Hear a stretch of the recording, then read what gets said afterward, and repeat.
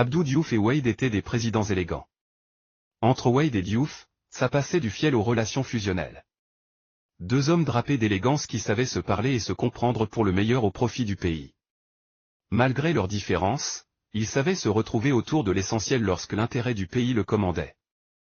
Wade a entretenu les mêmes relations avec son opposition sans jamais pousser l'animosité jusqu'à l'extrême, mis à part le séjour carcéral de son ancien Premier ministre Idrissa Seck. Celui qui avait lu l'acte d'accusation de ce dernier est devenu entre-temps, et 12 ans durant, le maître du jeu politique de ce charmant pays.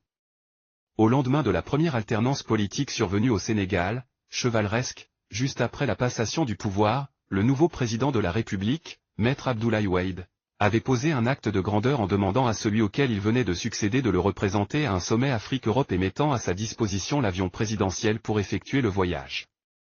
Il y a eu une chasse aux sorcières, certes, mais dans des limites raisonnables.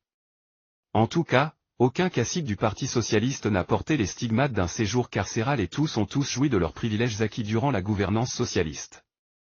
Et même quand celui qui préside aux destinées de ce pays avait été accusé d'avoir bénéficié d'un conteneur de billets de banque, la procédure s'était arrêtée à la police centrale. Ça c'était Wade. Puis une seconde alternance tout aussi pacifique que la première est survenue 12 ans après.